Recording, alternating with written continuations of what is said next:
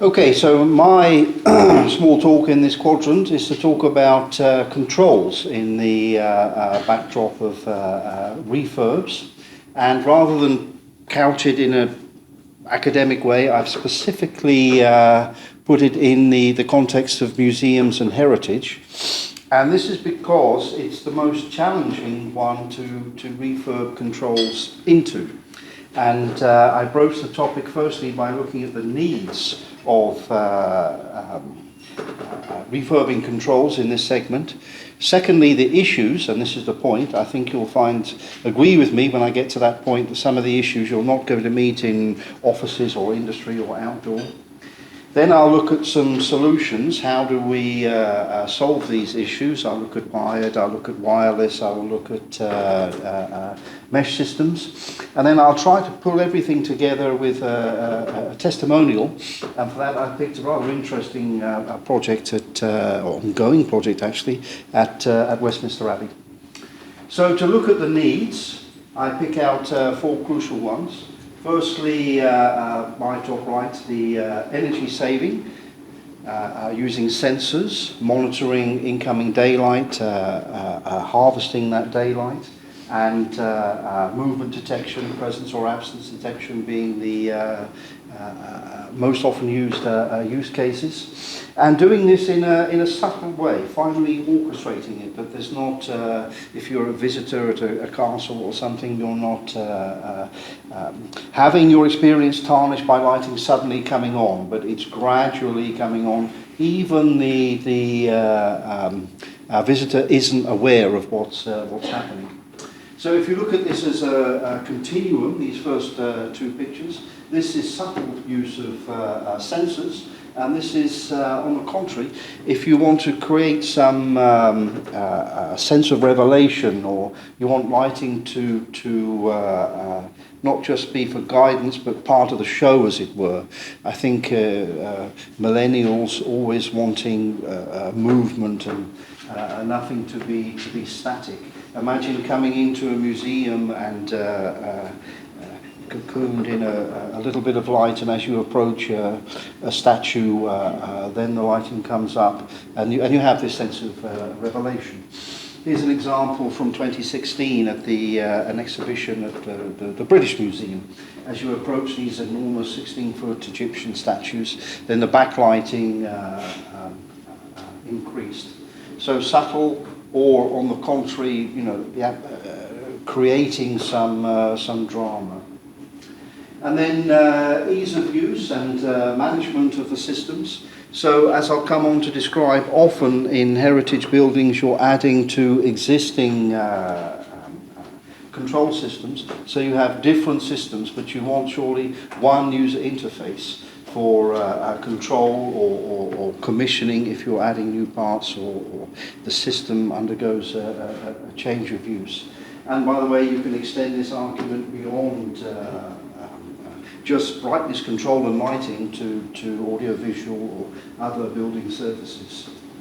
And then finally, presets for flexible building usage. So I start to build up my Westminster Abbey case study. This is a picture I took outside of Westminster Abbey last year when this series of LightBytes continued. And the posters show the events just for that week. Mostly they're liturgical, but some concerts or theatrical with the public involved, some televised, some not, and so on. Each needing a completely different scene setting. So that's the needs. What issues are you likely to encounter in this segment? Firstly, existing controls. There might be too often actually no controls at all, or nothing you can join onto. Or if there is, it's presents difficulties because the existing system isn't scalable maybe, or its manufacturer discontinued, or maybe it's not capable of encompassing new attributes like beacon apps or something like this. So invariably you're going to end up with a mixture of different systems, and that's my comment about how to have one user interface. The second point I want to bring to your attention is the physical constraints of a building, particularly a listed building. This can cause obvious issues if additional cabling is impossible. So here's Westminster Abbey. Some of these walls are 2 meters thick. You can't drill through them. You can't start routing channels for control cables. So this is a very obvious shortcoming if you want to refurb with controls. But don't think that a wireless system is some kind of panacea. It's always going to work. Back to Westminster Abbey, if you have 2 meter thick walls, don't you think this provides some attenuation? What happens when it's full of people, a congregation for a service or something? We're all water. It's nothing worse for attenuating radio communication. So I'm not saying it's always a right or wrong. I'm just saying invariably such installations are going to cause headaches, and you have to find a way around it. What about refurbing into or retrofitting new technology into existing bespoke fixtures? So I've worked a lot with in cathedral refurbs. And if you want, you can't replace these classic chandeliers, so you have to work with them. Previously, it was just a question of does the LED lamp or what have you fit? Is the heat sinking sufficient? Sometimes you have to look at intensity distribution. That's enough. But now if you're talking about wireless technology, all of a sudden you have to look at the radio performance and even the orientation of it. So complete new disciplines to get involved with. This one, rather comically, all the way through these presentations, I've been meaning to change this word, and now it's too late. So I don't mean future-proof, that's impossible, but future-resilient. So often, I'll go back to my cathedrals example, from the onset, a master plan is drawn up, and then different segments, different sections of the cathedral are done as and when budget allows. So you must be sure that the control system that you're using to kick off this refurb is going to be one that's scalable, is one that's future resilient. There's a standard protocol involved, for example. And then finally, levels of access. By this I mean that the control system, it should be configurable with different control, different security keys.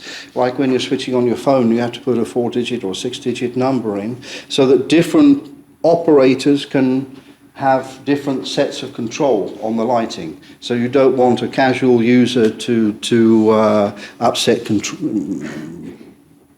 core programming for things that, like emergency lighting. That would be an extreme example. So these are quite some set of challenges. Let's look at some solutions. So all too often, what we're faced with is no controls at all. So you simply have mains cabling and main switches to the LED sources, or it could be HID or halogen or compact fluorescent or anything. And then if I look at the most common and certainly the best of the wired solutions, we have DALI, already been mentioned in a couple of talks from my fellow speakers. So what you would do is, with the luminaires, replace the existing driver with a DALI driver, or better, replace the whole luminaire, otherwise you have to recertify for CE compliance. And then you would add a DALI power supply and control panel, so a controller, DALI master. It's the type of system which is centrally controlled, and a gateway if you're interfacing with the building management system for other building services. And this is fine. Sometimes adding the control wiring is what's not possible, as I mentioned previously. Then the other extreme, I come to a halfway house in a moment, the other extreme is to use a wireless solution. So here you would replace the LED driver with a smart one, or the whole luminaire, so you don't worry about CE compliance. and then switches and control panels and apps and this sort of thing are run from either a battery or a low voltage power supply. And in exactly the same way you would have a gateway if you want to bind the wireless lighting system with a BMS system. Now my next slide, it's a repeat of what I've just shown you, with one difference. This, just look at the top bit for now. You see that I've got one power supply for the whole installation. Do you remember from my first presentation I showed that you can have a power supply and a LED driver as a constant current unit running LEDs. Or you can have smart LED drivers and one bigger power supply. So we have a 48 volt DC grid for savings installation-wise. But the point of this picture is also that you have an existing system, could be diode or 1 to 10 volts, and you've bridged this with a So think of it as a translator. In one side, a Bluetooth command, and out comes a switched AC and diode or 1 to 10 volts. So if I have, let's say, a tablet, I want to recall a preset.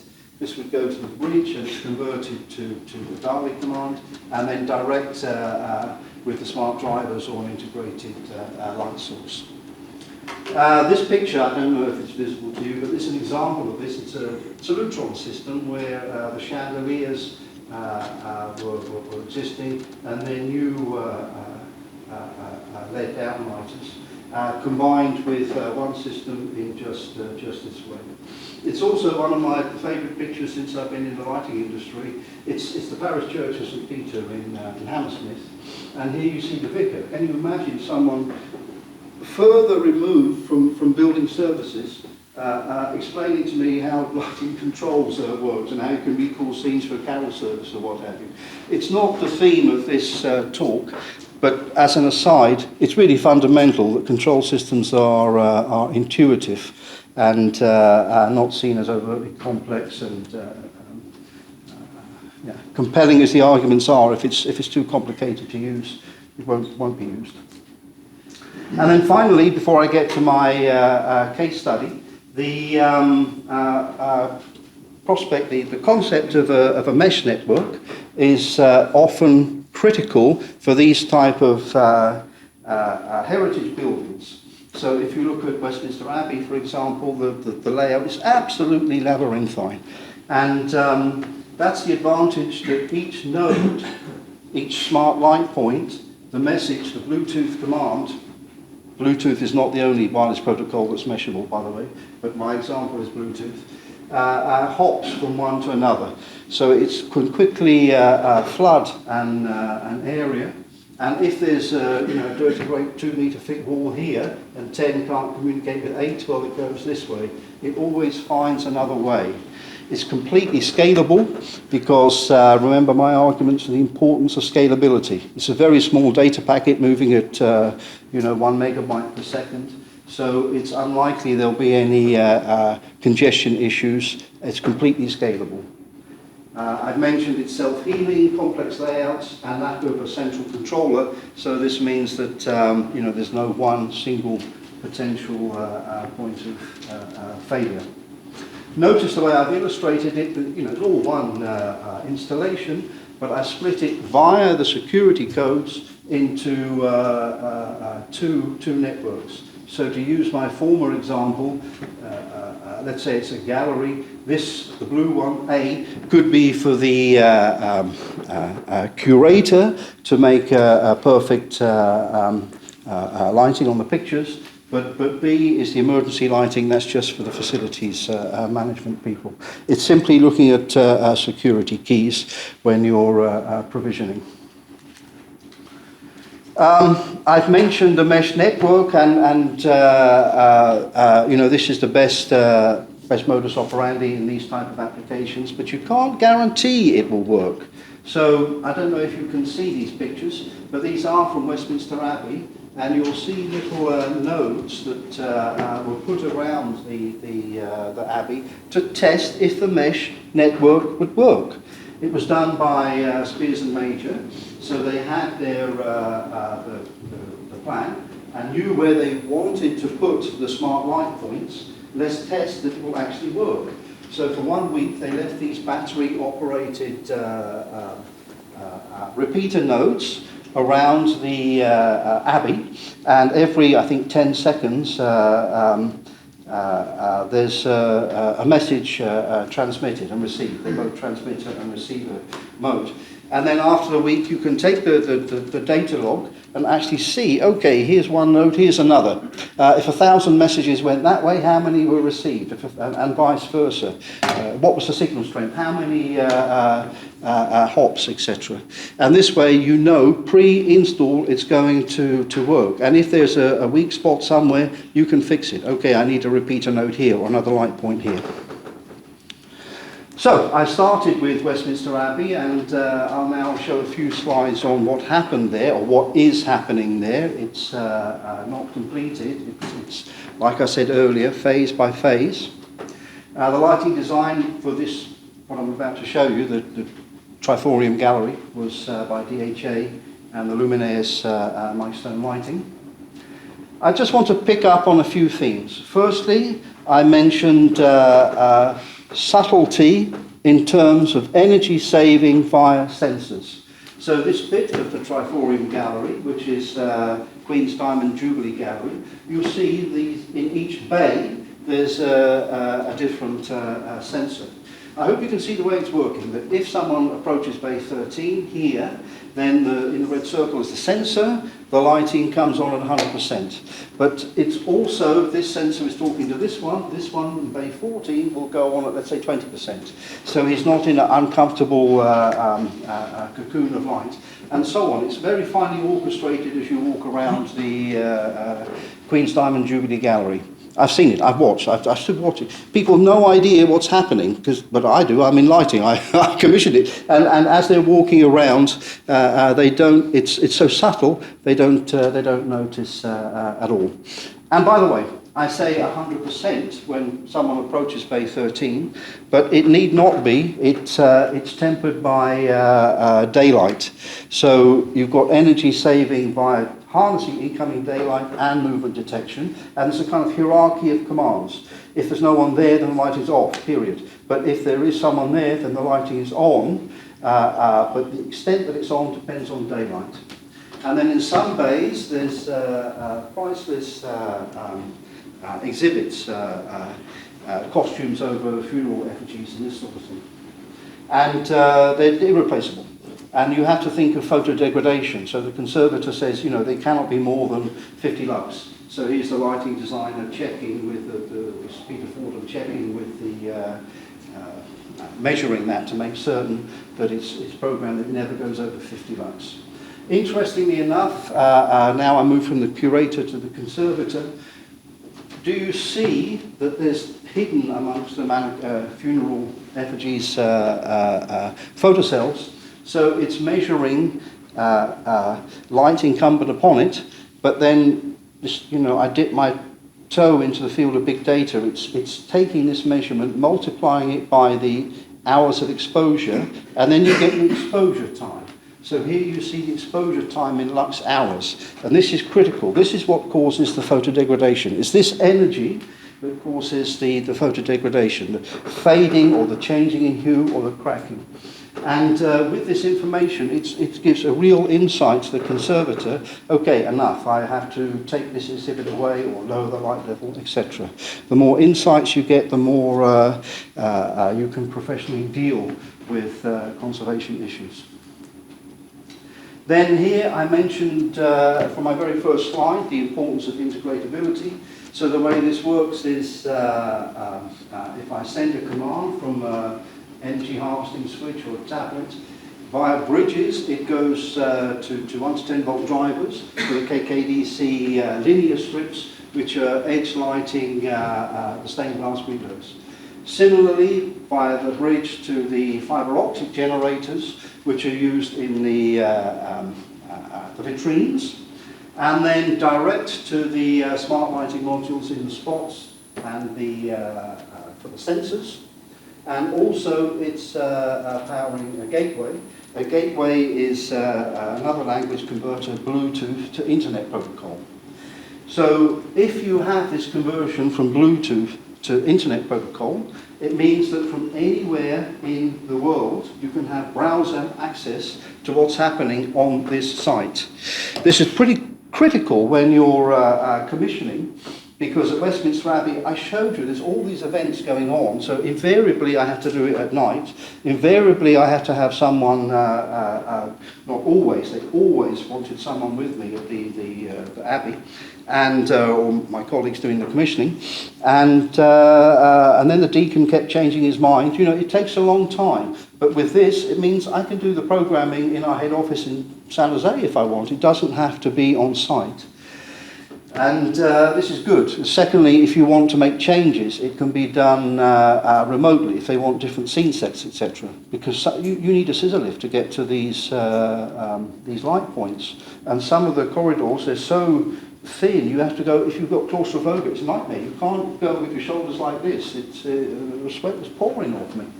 But also, the point of this is for preventative maintenance. Always, I know how the LightBytes smart modules are operating. So hours of operation, energy consumption if you're doing a BIM analysis or something like this, and then if there's any problems, thermal overload or electrical.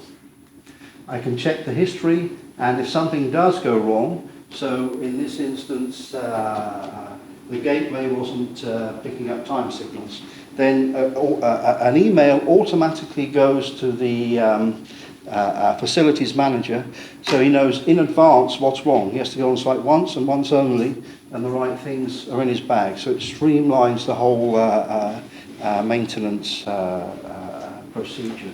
Okay, I think I'm enthusiastic for that topic. I think I slightly overdid my time slot. Thank you.